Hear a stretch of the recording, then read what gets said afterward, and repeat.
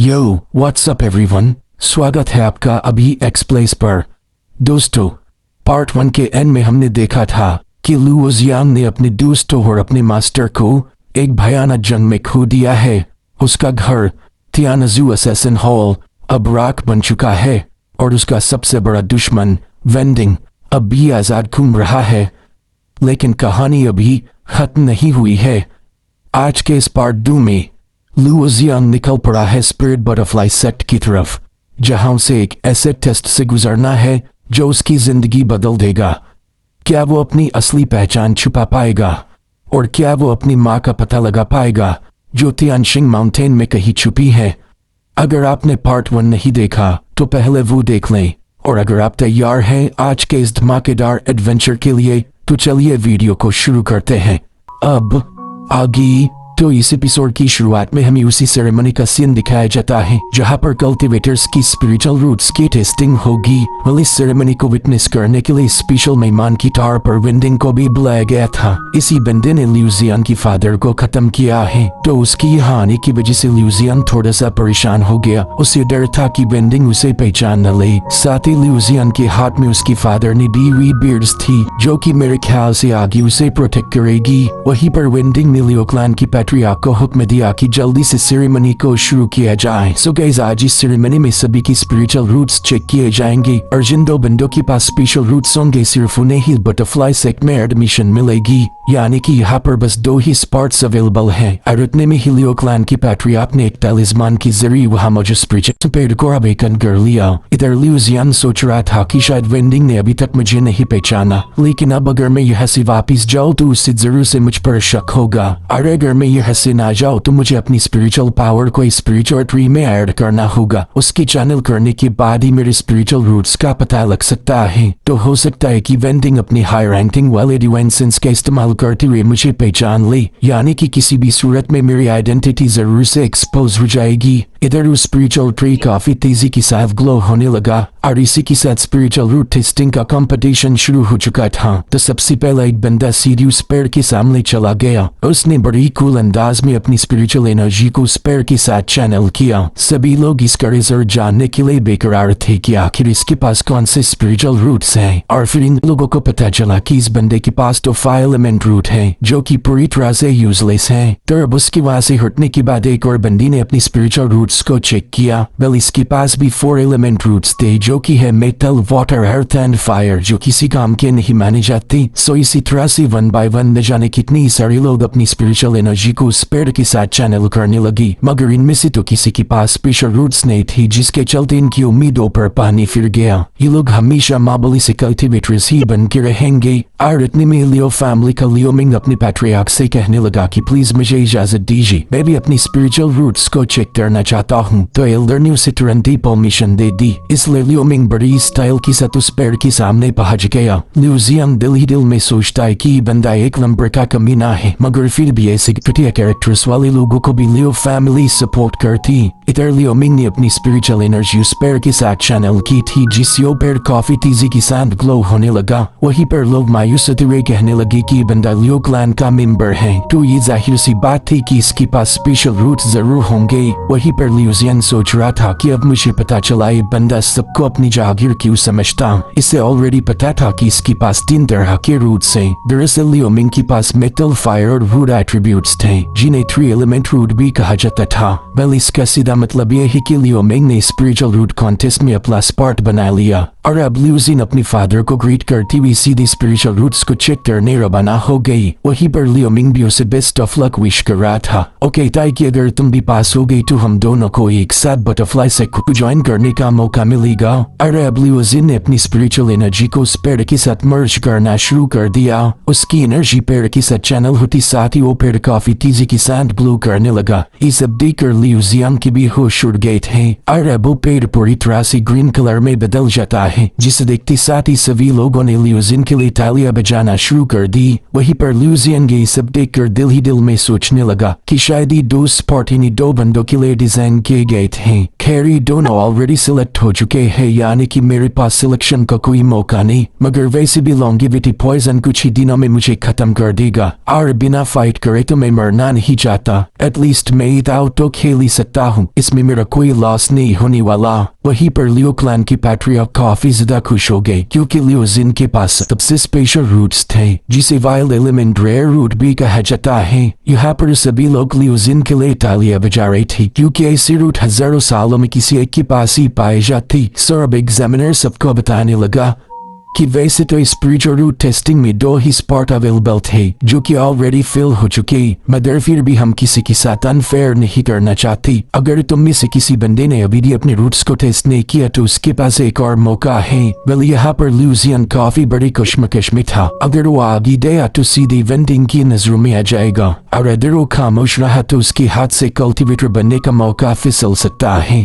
इसलिए फाइनली लूजियन ने रिस्क उठाए। वो अपना टोकन शो करते हुए कहने लगा कि मैं लियो फैमिली का डिस्टेंट रिलेटिव हूँ, क्या मुझे परीक्षा देने का मौका मिल सकता है? जो संते साथ लियो फैमिली की पैट्रियार्क फटाफट से लूजियन का टोकन चेक करने लगे और फिर थोड़ी देर में कंफर्म हो गया कि ये एक जेन्युइन टोकन है। और लियो जेंग से कहते कि तुम तो ओल्ड विलेज से बिलोंग करते हो, काफी दिनों से हमने वहाँ से कोई खबर नहीं सुनी थी। इधर बेंडिंग ने जैसे लूजियन को देखा उसे ट्रेंटी मास्टर सियान की याद आ गई और दिल ही दिल में सोचने लगा कि इस बंदे की ऑरा तो मास्टर सियान से काफी ज्यादा मिलती जुलती है। मगर जहाँ तक मुझे याद है मैंने तियानजू असासिन हॉर को पूरी तरह से डिस्ट्रॉय कर दिया था। वहाँ से एक भी बंदा जिंदा नहीं बच सकता। और उतनी में बेंडिंग को याद आता है कि वहाँ पर एक सो लैम टिमटिमा रहा था, तो हो सकता है कि बंदा उसे क्लैन का मेंबर हो। वेल यहाँ पर बली बेंडिंग ने लूजियन की ऑरा को पहचान लिया था, लेकिन वो बंदा अभी भी 100% श्योर नहीं है। इधर पैट्रियार्क लूजियन से कह रहे थे कि हाँ तुम हमारे लियो क्लैन के ही मेंबर हो, तुम्हें ये परीक्षा देने का पूरा अधिकार है। वेल यहाँ पर सभी लोग काफी ज्यादा हैरान थे क्योंकि लूजियन की वजह से फाइनल रिजल्ट बदल सकते थे। मगर कुछ कल्टीवेटर्स को पूरा यकीन था कि ये बंदा भी हमारे जैसा ही लूजर होगा। वहीं पर लूजियन भी लूजियन को हाथ देखकर थोड़ी सी सरप्राइज हो गई। इधर जियान सोच रहा था कि मेरे फादर ने हमेशा इसी पल का इंतजार किया और फाइनली आज मैं अपनी स्पिरिचुअल रूट्स को जान सकता हूँ। इतना कहते साथ ही जियान ने अपनी स्पिरिचुअल एनर्जी को स्पेयर के साथ चैनल किया। यहाँ पर वो अपनी मदर को काफी ज्यादा मिस कर रहा था। अगर आज वो इसमें पास हो गया तो अपनी मदर के साथ रियूनाइट हो सकता है। उसके पास अपनी किस्मत बदलने का बस यही आखिरी मौका था। और अब लूजियन अपनी आंखें खोलकर उस पेड़ को देखने लगा, मगर उस पेड़ ने कोई भी खास साइन शो नहीं किए थे, यानी कि उसके पास भी कोई स्पेशल रूट्स नहीं। और ये देख लूजियन को उसके लिए काफी ज्यादा बुरा लगा। इधर जियान सोच रहा था कि शायद इमॉर्टैलिटी की बात मेरे लिए बंद है, मैं भी दूसरों जैसे लॉन्गेविटी पॉइजन से मारा जाऊंगा। मैंने अपनी फादर से जो वादा किया था मैं उसे पूरा करने में नाकाम रहा। और यही सोचते हुए जियान मायूस होकर वहां से वापस लौटने लगा।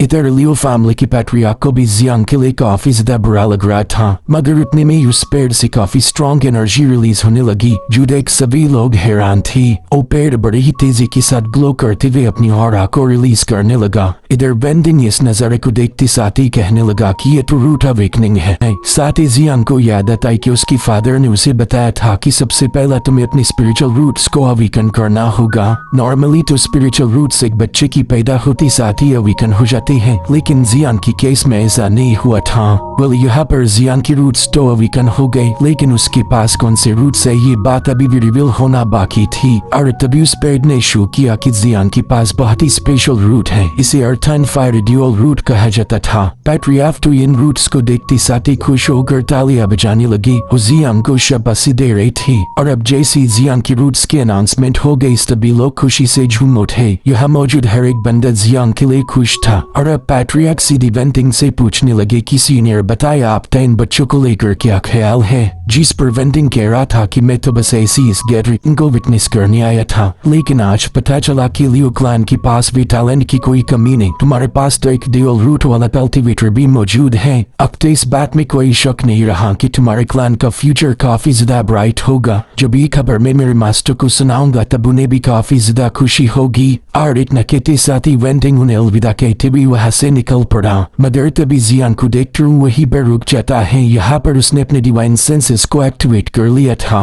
और उसके सकरती साथ लियो जियांग ने पहनी हुई बीड्स अपने आप ग्लो करने लगी। मिल यहाँ पर वेंडिंग जियांग से कह रहा था कि बच्चे तुझे देखकर ऐसा लग रहा है कि हम पहले भी कहीं पर मिल चुके हैं, जिस पर जियांग कह रहा था कि हमारे इंतजाम में तो कोई स्पिरिचुअल एनर्जी मौजूद नहीं, तो ये हो ही नहीं सकता कि मेरी सीनियर से कहीं पर मुलाकात हुई हो। जिस पर वेंडिंग कह रहा था, हाँ बिल्कुल सही कहा, अब तुमने स्पिरिचुअल रूट एग्जाम को पास कर लिया है, यानी कि तुम्हारे कल्टिवेशन की जर्नी की शुरुआत होगी। तो मैं चाहता हूँ कि तुम अपनी स्पेशल रूट्स के एबिलिटी का पूरा फायदा उठाओ, काफी कड़ी मेहनत करना ताकि तुम कल्टिवेशन की बुलंदियों को छू पाओ। भले वेंडिंग यहाँ पर काफी अच्छी बातें कर रहा था, लेकिन उसका असली मकसद तो कुछ और ही है। वो तो बस जियांग को बातों में उलझाकर उसकी हकीकत को जानना चाहता है।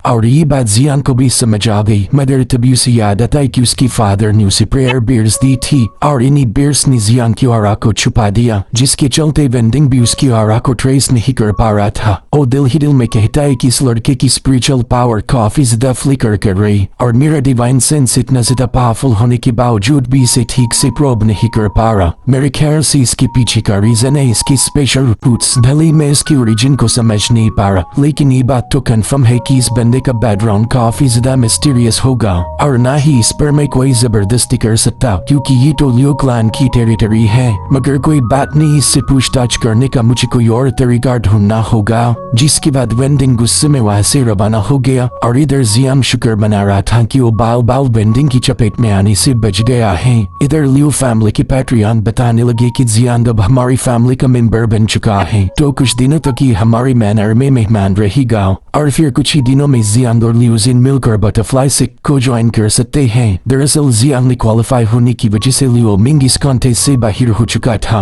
और इसी वजह से अब वो बस जियांग को मारना चाहता है। जिसके बाद हमें लियो मिंग की चैम्बर का सीन दिखाया गया। वेल यहाँ पर लियो मिंग शराब के नशे में चूर था और गुस्से में कहने लगा कि आखिर जियांग मुझे बीट कैसे कर सकता हूँ। उस कमीने ने आते साथ ही मुझसे मेरा हक छीन लिया, और इतना कहते साथ ही वो अपने कमरे में मौजूद चीजों की तोड़ फोड़ करने लगा। दरअसल उसने अपना सारा गुस्सा वहाँ मौजूद हर एक चीज पर उतार दिया था, और उसी वक्त वहाँ पर एक बंदे की एंट्री हो गई। दरअसल ये शख्स कोई और नहीं बल्कि वेंडिंग था, जो कि रात के अंधेरे में सीक्रेटली लियो मिंग से मिलने चला आया। इनफैक्ट लियो मिंग भी उसी बात देखकर काफी ज्यादा सरप्राइज हो जाता है। ओके रहता है एल्डर, आपका यह प्राणा कैसी हुआ? माफ करना, मेरे कमरे की हालत काफी ज्यादा खराब है। जिस पर वेंडिंग कह रहा था कोई बात नहीं, मैं जानता हूँ तुम काफी ज्यादा गुस्से में हो। स्पिरिट बटरफ्लाई सिक को ज्वाइन करने का तुम्हारे पास एक सुनहरा मौका था, लेकिन अब वो चांस तुम्हारे हाथ से निकल चुका है, और यही वजह है कि तुम इतने ज्यादा गुस्से में हो। अगर वो बंदा सही टाइम पर वहाँ नहीं आता तो शायद ये मौका तुम्हें मिलता और तुम लियोजिन के साथ मिलकर स्पिरिट बटरफ्लाई सिक को ज्वाइन कर लेती। तुम तो ये बात अच्छे से जानते हो कि हमारी दुनिया में जो भी पावर हाउस है उन्हें ही इज्जत दी जाती, और बदकिस्मती से तुम इतने टैलेंटेड नहीं हो, जिसकी चलते तुम्हारी ये हालत हो गई। जिस पर लियो मिंग कह रहा था कि हाँ, अगर मेरे पास भी पावरफुल स्पिरिचुअल रूट्स होते तो बंदा कभी मुझे बीट नहीं कर पाता, लेकिन अफसोस के साथ कहना पड़ रहा कि मेरी किस्मत ने मेरा साथ नहीं दिया। तो वेंडिंग उसे दिलासा देती हुए कहने लगा कि भले तुम उस जियांग जितने टैलेंटेड नहीं हो, लेकिन इसका मतलब ये तो नहीं कि तुमने हमेशा दबके रहना चाहिए। इस दुनिया में डेस्टिनी और किस्मत को काफी ज्यादा माना जाता, लेकिन मुझे ऐसा लगता है कि किस्मत तो बस एक झूठ है। मामूली कमजोर लोगों ने अपनी नाकामियों को छुपाने के लिए किस्मत का इजाद किया। वो हमेशा अपनी कमजोरियों को किस्मत के नाम पर छुपा देते हैं। इसलिए मैं नहीं चाहता कि तुम अपनी इस नाकामी पर किस्मत का सील लगा दो। जब भी तुम्हें बेहतरीन सा मौका मिले उसे हाथ से मत जाने देना। अगर तुमने भी दूसरे मामूली लोगों जैसे अपनी किस्मत को एक्सेप्ट कर लिया तो फिर तुम कभी तरक्की नहीं कर पाओगी। ये मत भूलो कि जियांग बस एक आउटसाइडर है और तुम तो लियो क्लैन के एक प्रो मेंबर हो। तो लियो मिंग उससे कहने लगा कि सीनियर, मैं आपकी सारी बातें समझ गया, मुझे बताइए कि अब आगे क्या करना है। प्लीज मुझे कोई गाइडेंस दीजिए ताकि मैं उसे फॉलो कर सकूं। मगर वेंडिंग तुरंत ही वहां से रवाना होती हुई उससे कहने लगा कि मुझे जो कुछ भी कहना था वो मैं ऑलरेडी बता चुका हूँ।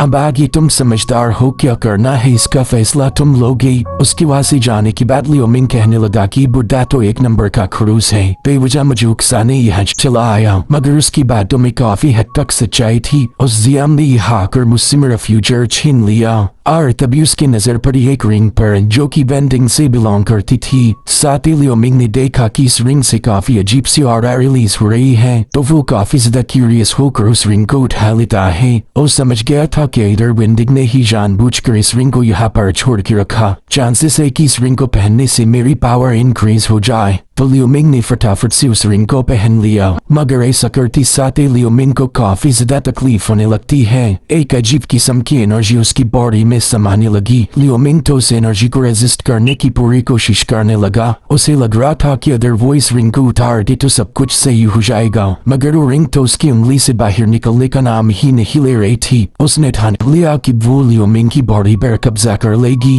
यहाँ पर लियो मिंग दर्द के मारे जोर जोर से चिल्ला रहा था, मगर कोई उसकी आवाज नहीं सुन पाता। सो गाइस, यहाँ पर वेंडिंग का एक बहुत ही खतरनाक प्लान था। वो लियो मिंग की हाथों जियान को मारना चाहता है और उसका ये प्लान 50% तक तो सक्सेसफुल हो गया, क्योंकि उस रिंग को पहनने के बाद लियो मिंग का फॉर्म पूरी तरह से बदल चुका था। और इसी के साथ एपिसोड यही पर एंड हो जाता है। तो दोस्तों, लुओ जियांग ने अपना पहला कदम तो उठा लिया है, लेकिन आगे का रास्ता और भी कांटों भरा है। उसने स्पिरिट बटरफ्लाई सेक्ट में दाखिला तो ले लिया, मगर दुश्मन उसकी आहट पहचानने के लिए हर वक्त तैयार है। अब सबसे बड़ा सवाल ये है, क्या लुओ जियांग अपनी डिवाइन पावर को कब तक छुपा कर रख पाएगा, और अगले पार्ट में क्या वो अपनी माँ से मिल पाएगा। अगर आपको ये पार्ट 2 पसंद आया हो तो अभी एक्सप्लेस को सपोर्ट दिखाएं, इस वीडियो को लाइक करें और कमेंट में पार्ट 3 लिखना ना भूलें। अगर आपको अगला एपिसोड जल्दी चाहिए, चैनल को सब्सक्राइब करके बेल आइकन जरूर दबाएं ताकि कोई भी अपडेट मिस ना हो। मिलते हैं बहुत जल्द एक और जबरदस्त एक्सप्लेनेशन के साथ। तब तक के लिए अलविदा और टेक केयर।